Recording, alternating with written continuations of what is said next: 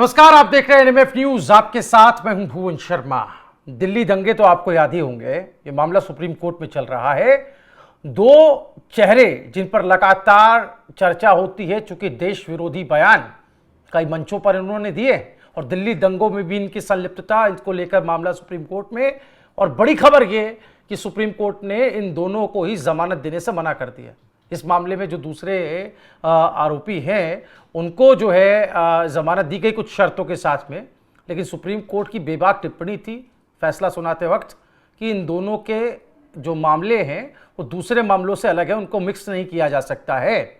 ये हमने आपको मोटी मोटी लाइन बताई है। सुप्रीम कोर्ट की पूरी टिप्पणी पहले आपको बताएंगे और हमारे साथ योगेश अग्रवाल जी हैं, सुप्रीम कोर्ट के ही अधिवक्ता हैं। बहुत स्वागत है योगेश जी आपका एनएमएफ न्यूज पर। जी जी। सर, पहले सुप्रीम कोर्ट ने क्या कहा ये अपने दर्शकों को बता देते हैं। और वो आप देख सकते हैं, आपकी स्क्रीन पर ये ग्राफिक्स है जिसमें आपको दिखाई दे रहा है। उमर खालिद और शर्जील इमाम के केस की तुलना दूसरे आरोपियों से नहीं की जा सकती। हर आरोपी की जमानत याचिका की जांच अलग अलग करनी होगी, क्योंकि सातों आरोपी अपराध के मामले में एक समान स्थिति में नहीं है। इस मामले में जानबूझकर सामूहिक या एक जैसे नजरिए से बचने की कोशिश की गई है। कोर्ट संतुष्ट है कि उमर खालिद और शर्जील इमाम के खिलाफ पहली निगाह में, पहली नजर में आरोप साबित होते हैं।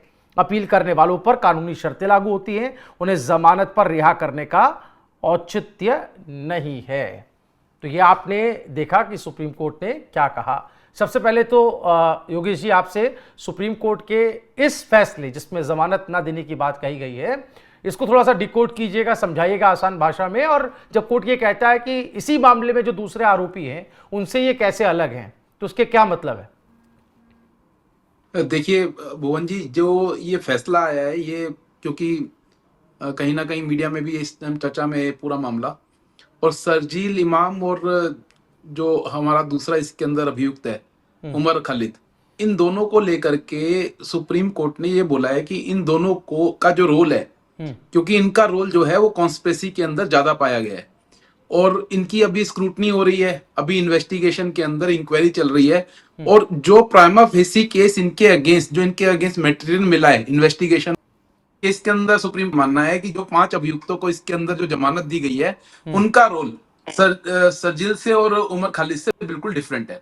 और अभी साथ में सुप्रीम कोर्ट ने इनको ये भी बोला है कि 1 साल रुक करके आप बेल अप्लाई कीजिए, 1 साल बाद हो सकता है हम आपको बेल देने के लिए सोच लें। और या फिर अभी इसके अंदर जो मेन विटनेस है इस केस के अंदर, जो मटेरियल विटनेस है, उनका अगर एग्जामिनेशन हो जाएगा तो उसके बाद आपको बेल दी जा सकती है।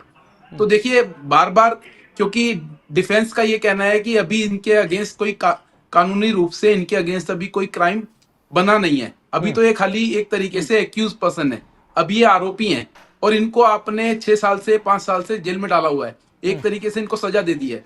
तो किसी को भी फ्रीडम नहीं रोकी जा सकती, डिफेंस का ये कहना है। लेकिन ये जो मामला है पूरे तरीके से यूएपीए का है, हाँ, अनलॉफुल असेंबली का है, हमारी एक देश की प्रभुता को नुकसान पहुंचाने का है। एक बड़े पैमाने पर दिल्ली में जो दंगे हुए इसमें कई सैकड़ों लोगों की जान चली गई और उसके पीछे जो कॉन्स्पिरेसी रचने वाले जो मेन लोग हैं उन मेन अभियुक्तों में इनका नाम आता है। तो सुप्रीम कोर्ट ने इसकी सेंसिटिविटी को हल्का नहीं माना है। उन्होंने ये बोला है बार बार इसके अंदर कि इन दोनों को बाकी एक्यूज के साथ मिलाकर के नहीं देखा जा सकता। प्राइमा फेसी इनके अगेंस्ट ज्यादा मटेरियल पाया गया। उमर की बात करें तो 6 बार याचिका लगा चुका है निचली अदालत से लेकर सुप्रीम कोर्ट तक में। दिल्ली दंगों का ये मामला है, हर कोई उस वाकये को अच्छे से जानता है जब फरवरी में 2020 में हिंसा भड़की थी और 53 लोगों की मौत हुई थी, 250 से ज़्यादा लोग घायल हुए थे, तकरीबन 750 से ज़्यादा एफआईआर पुलिस ने इस मामले में दर्ज की थी। लेकिन दो ये जो चेहरे हैं जिन पर लगातार इस देश में पहले भी चर्चा होती रही है, इनके बयानों को भी हम यहाँ पर शामिल करना चाहते हैं। आप इस पर आगे थोड़ा सा और विस्तार से बताइएगा, कुछ कानूनी बातें भी आपसे समझेंगे कि हाईकोर्ट के फैसले को ये चैलेंज करते हैं और यूएपीए का आपने जिक्र किया, उसी के तहत इनकी जमानत को खारिज किया गया था, रद्द किया गया था। इसको हम समझेंगे आगे आपसे। लेकिन शर्जील इमाम इसमें जो एक बड़ा किरदार है, इसने कैसे कैसे भारत के खिलाफ राष्ट्र विरोधी बातें की, देश के खिलाफ, देश के लोगों को भड़काने की बात की, हिंदू मुसलमान की बात की, और कैसे चिकन नेक तक ये पहुंच गया और असम को भारत से काटने तक की जो है खुलेआम बात कहने लगा। इन बयानों को हम पहले समझेंगे। पहले एक बयान सुनते हैं शर्जील इमाम का, मैं चाहूंगा कि वो प्ले करें। तो हमारी ये कोशिश रही है दिल्ली में कि हम एक ऐसी भीड़ की को बना पाए जिसमें गैर मुस्लिम हमारे साथ नारे तकबीर लगाए, ठीक है, और वो हमारी शर्तों पे खड़े हो हमारे साथ। अगर वो हमारी शर्तों पे नहीं खड़े हैं तो मतलब वो हमारा इस्तेमाल कर रहे हैं और हमारी भीड़ का इस्तेमाल कर रहे हैं, जो कि उन्होंने 70 साल से किया है। अब वक्त ये है कि हम गैर मुस्लिमों को बोलें कि अगर हमदर्द हो तो हमारी शर्तों पे आगे खड़े हो, अगर हमारी शर्तों पे नहीं खड़े हो सकते तो वो हमदर्द नहीं है हमारे। अनुच्छेद 21 का बार बार हवाला दिया जाता है, स्वतंत्रता की बात योगेश अग्रवाल जी कहा कोर्ट में कही जाती है। ये जो बयान हमने सुना, अगर आप वो सुन पाए तो उस पर आप कुछ बताना चाहेंगे कि इस तरह से खुलेआम अगर आप देश के खिलाफ बातें करते हैं और एक कम्युनिटी को भड़काने की बात करते हैं और चैलेंज करने की बात करते हैं, तो क्या इन सबको भी ध्यान में रखा जाता है जब सुनवाई होती है ऐसे फैसलों में? बिल्कुल बिल्कुल, इन सारी चीजों को ध्यान में रखा जाता है, क्योंकि शर्जील इमाम का और उमर खालिद का जो पुराने जो जितने भी इनकी एक्टिविस्ट के अंदर ये दिखाते हैं कि हम तो एक्टिविस्ट हैं, और ये खुले मंच पे आकर के इस तरीके की बात करते हैं कि भारत को, असम को हम भारत से अलग कर देंगे, चिकन नेक का उसको अगर काट दिया जाए तो पूरे तरीके से ये एक स्वतंत्र देश बना सकते हैं इसको। तो इनका पूरे तरीके से इनका हमारे देश की जो प्रभुता है इसको नुकसान पहुंचाने का, हमारे देश के अंदर वायलेंस फैलाने का इनका हमेशा से ही एक सुनियोजित तरीके से इनका मन की इनकी साजिश है, जो ये रचते रहते हैं। और जब दिल्ली में दंगे हुए तो कहीं ना कहीं इनके ऊपर जो इल्जाम लगे हैं, इन्होंने जो जिस तरीके के वहां पर जाकर के भाषण दिए हैं और वहां पर जो उकसाया है मुस्लिमों को, और जिस तरीके से उस उकसाने के कारण वहां पर वो दंगे फैले हैं, तो इनका रोल इसके अंदर निकल के आता है। और जब कोई तरह की सुनवाई करती है तो उनका पुराना कंडक्ट भी देखा जाता है।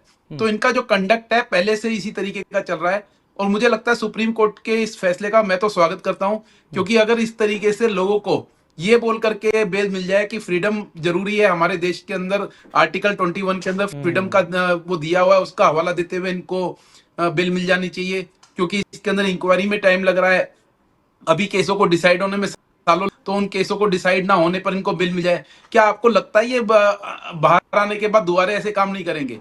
100% ये बाहर निकलते ही फिर इस तरीके की भाषणबाजी करेंगे और कहीं ना कहीं लोगों को गुस्साएंगे, और फिर दिल्ली के अंदर ये अशांति फैलाएंगे, या भारत के किसी ना किसी हिस्से के अंदर जाकर के इस तरह के अपने भाषण दे करके लोगों को उस्का करके वहां पर दंगे फैलाने की कोशिश करेंगे। तो बिल्कुल, आप मुझे बिल्कुल लगता है सही कह ऐसे रहे हैं लोगों सर। को 5 जब साल तक 3 महीने से तिहाड़ में ये बंद है और इसी का हवाला बार बार दिया जा रहा है कि इतने लंबे वक्त तक ट्रायल के दौरान जेल में रखा गया। संविधान के अनुच्छेद जिसकी अभी आपने बात की 21 का हवाला बार बार कोर्ट में दिया जा रहा है, लेकिन कोर्ट ने ये स्पष्ट किया कि प्रथम दृष्टया आरोप बनता है उमर और शर्जील पर। इन दोनों का नाम कोर्ट ने हाईलाइट किया है।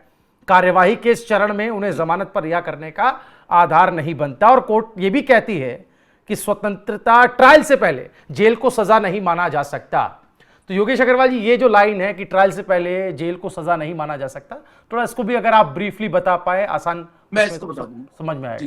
देखिए सुप्रीम कोर्ट की ऐसी बहुत सारी जजमेंट है जहां पर गया है bail is a rule, and जो जेल में किसी को रखा जाता है वो कोई रूल नहीं है। पर्सन को हमारे देश के अंदर अपना केस लड़ने के लिए अपॉर्चुनिटी मिलनी चाहिए, और अगर कोई पर्सन किसी केस के अंदर रहता है तो अपने केस तरीके से नहीं लड़ सकता है। लेकिन ये जो रूल है ये हर केस पे इंप्लीमेंट नहीं होता है। अभी इस केस के अंदर जो मटेरियल विटनेस है, मटेरियल विटनेस का मतलब है जिन लोगों ने इस केस के अंदर गवाही दी है, जिन लोगों ने ये बताया है कि उमर खालिद का और इमाम का इसके अंदर पूरा रोल है, तो लोगों का जब तक विटनेस नहीं हो जाएगी, जब तक गवाही नहीं हो जाएगी, तब तक इनको ना छोड़ा जाए। सुप्रीम कोर्ट ने अपने इस फैसले के अंदर ये बात बोली है। तो बेल इज अ रूल, ये मैं मानता हूं। बेल लेना हर एक किसी का अधिकार है हमारे संविधान के थ्रू, लेकिन ऐसे मामला आएगा क्योंकि अगर इनको बेल मिलती है तो वो बाहर निकल कर विटनेस को थ्रेट कर सकते हैं, वहां पर उनको अपॉर्चुनिटी मिलती है कि जाकर के ऐसे विटनेसेस को अपने फेवर के अंदर ले जाएं। तो ऐसे में जो प्रॉपर इन्वेस्टिगेशन जो हुई है और प्रॉपर जस्टिस नहीं मिलेगा जो लोग इन दिल्ली दंगों के अंदर मारे गए। बिल्कुल 1 साल तक की रोक रहेगी, और ये थोड़ा सा जैसा अभी आपने बताया उसको भी हम एक बार दोहरा देते हैं, बता देते हैं अपने दर्शकों को कि 1 साल तक रोक की बात सुप्रीम कोर्ट ने कही है जमानत पर, और ये क्लियरली कहा गया कि इस मामले में जो संरक्षित गवाह हैं जब तक उनकी गवाही पूरी नहीं हो जाती, या तो मियाद पूरी नहीं हो जाती 1 साल की, या फिर गवाही पूरी नहीं हो जाती, तब तक ये जमानत के लिए अप्लाई नहीं करेंगे कोर्ट में। और एक बयान और सुन लेते हैं शर्जील इमाम का, उसी सभा का ये बयान जो अभी हमने थोड़ी देर पहले सुनाया, जिसमें असम को काटने की बात वो कह रहे हैं, और हिम्मत और हिमाकत देखिए, खुलेआम इस तरह की बातें। और फिर जब आपसी जमानत आपकी रद्द होती है तो फिर आप विधवा विलाप करते हैं। एक बार वो बयान शर्जील का पुराना सुन लेते हैं।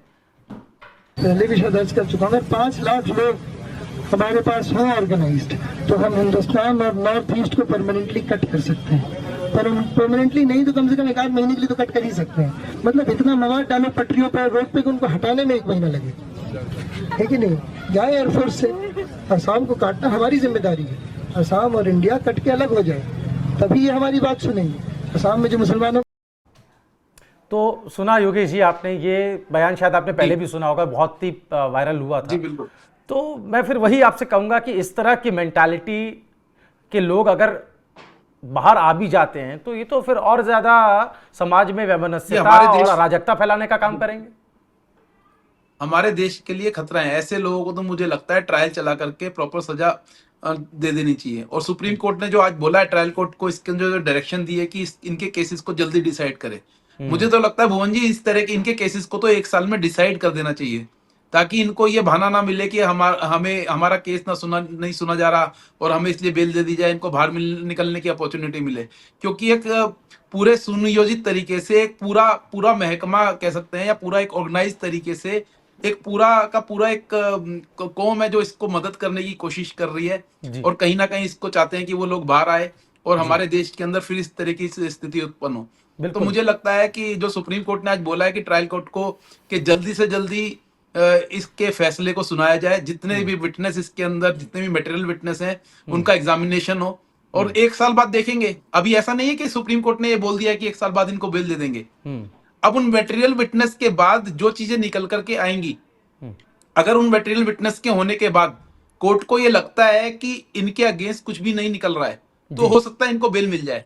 और अगर वो मटेरियल विटनेस का एग्जामिनेशन होने के बाद कोर्ट को ये लगता है इनका इस पर्टिकुलर ऑफेंस के अंदर रोल है, तो हो सकता है कि पूरे ट्रायल के दौरान इनको बेल ना मिले। तो ये तो अब फ्यूचर में पता लगेगा कि इनके खिलाफ जो सबूत इन्वेस्टिगेशन एजेंसी ने इकट्ठे करे हैं, जो विटनेस इकट्ठे करे हैं, क्या वो क्राइम जो यूएपीए के अंदर इनके अगेंस्ट लगाया गया है, जो इनके अगेंस्ट एनएसए लगाया गया है, जो और भी आईपीसी की धाराएं इनके अगेंस्ट लगाई गई हैं, क्या उनके अंतर्गत इनको सजा मिलेगी या नहीं मिलेगी? फिलहाल योगेश जी, बेल ना मिलना ही अपने आप में ये बता रहा है कि इनकी जो मुख्य भूमिका थी इन दोनों की, शर्जील इमाम और उमर खालिद की हम बात कर रहे हैं। एक को अगस्त 2020 में गिरफ्तार किया गया शर्जील इमाम को, और एक को यानी उमर खालिद को सितंबर 2020 में गिरफ्तार किया गया था इस मामले पर।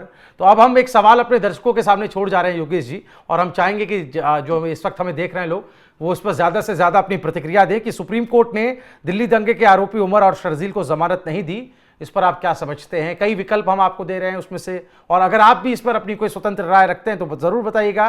क्या आपको भी लगता है कि मामला गंभीर है, कोर्ट का फैसला सही है, शांति भंग करने वालों को जेल से बाहर नहीं रख सकते हैं, जैसा कि हमने आपको 2 बयान सुनाए वो अपने आप में साबित करते हैं, या फिर एक बात जो हम लगातार कह रहे हैं कि बेल ना मिलना, क्या यह बताता है कि इन दोनों की ही इस मामले में मुख्य भूमिका थी? आप अपनी राय जरूर कमेंट कीजिएगा। बहुत बहुत शुक्रिया योगेश अग्रवाल जी आपका हमारे साथ जुड़ने के लिए। इस वीडियो को ज्यादा से ज्यादा आप लोग शेयर करें, देखते रहिए एनएमएफ न्यूज। नमस्कार।